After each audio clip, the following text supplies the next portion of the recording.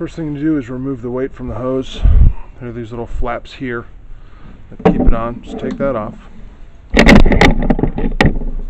And you'll want to disconnect the hose from this coupling, the base of the copper tube, and you'll want to remove the rinse connector from the hose.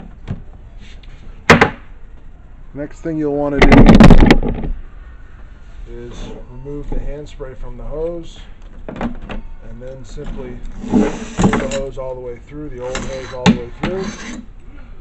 Take your new hose, do the whole process in reverse. Put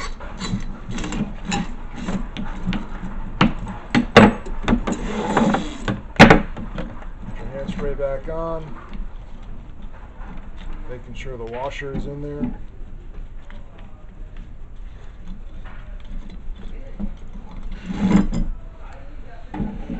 Reconnect your rinse connector, making sure the washer is in there. Reconnect it to the coupling on the underside, and return the weight to the hose. Done.